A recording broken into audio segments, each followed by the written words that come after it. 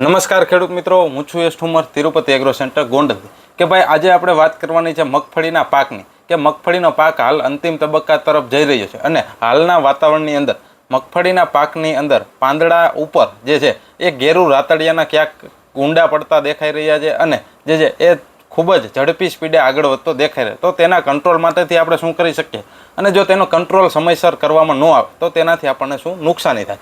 તો સૌપ્રથમ વાત કરીએ કે એ ભાઈ હોય છે હું જીવાયત હોય છે કે ઘણા ખેડૂત મિત્રોના મનમાં એવો સવાલ હોય કે ભાઈ જીવાયત હોય, ફૂગ હોય, શેના હિસાબે થાય છે. તો જે પક્ષીની આર્ચડીસ કરીને એક ફૂગ છે જે પાંદડા ઉપર ડેવલપ થાય જેના હિસાબે જે છે એ ઘેરું રાતડિયો જેવું જે છે એ દેખાતું હોય છે અને તે પવન અને પાણી આ બંને સાથે વધારેમાં વધારે ફેલાતો હોય છે એક છોડવા ઉપરથી બીજા છોડવા પર. તો જે પણ ખેડૂત મિત્રોને એ દેખાવાની શરૂઆત થઈ ગઈ છે તેને જો સમયસર કંટ્રોલ કરવામાં ન આવે તો અત્યારે હાલ ઘણા ખેડૂત મિત્રો એમ કહેતા હોય છેલ્લા 15 દિવસની અંદર જ ગોગડામાંથી પોપટા થાય અને પોપટાનું વજન ભરાય. તો જો રાતડિયો આપણા પાકની અંદર આવી જશે તો ખાસ જે વજન આપણો જે મગફળીનો નીકળવો જોઈએ તે હરખો નીકળશે નહીં અને તેલની ટકાવારી ઉપર જે છે એ મહત્તમમાં મહત્તમ જે આપણે નુકસાની તેલની ટકાવારીમાં પણ આવશે અને ઉતારામાં પણ આવશે. અને હવે વાત કરીએ કંટ્રોલની તો તેના કંટ્રોલ માટેથી કોઈ પણ સારા ફૂગનાશક આપણે મારવાના છે જેવા કે જે સિવોનિક્સ કંપનીનું જે પિનાઝોલ એટલે કે તેની અંદર ટેકનિકલની વાત કરીએ તો કે ભાઈ પ્રોપિકોનાઝોલ અને સાથે ડાયફેનકોનાઝોલ આવે છે. ત્યારબાદ જે છે એ સિજેન્ટા કંપનીનું એમિસ્ટા ટોપ કે જેની અંદર એઝોક્સિસ્ટ્રોબિન અને ડાયફેનકોનાઝોલ આવે છે.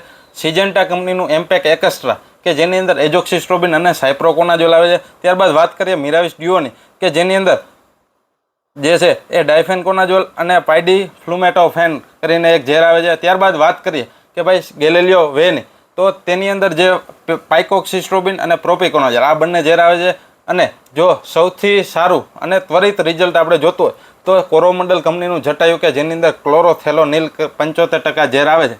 આ 6 દવામાંથી કોઈ પણ એક દવાનો જો સમયસર છંટકાવ લેશો તો રાતડિયો ત્યાં ને ત્યાં બ્રેક થઈ જશે અને આગળ વધતો અટકશે અને આપણો પાક જે છે એ સુરક્ષિત અને જે સ્વસ્થ જે રહેશે.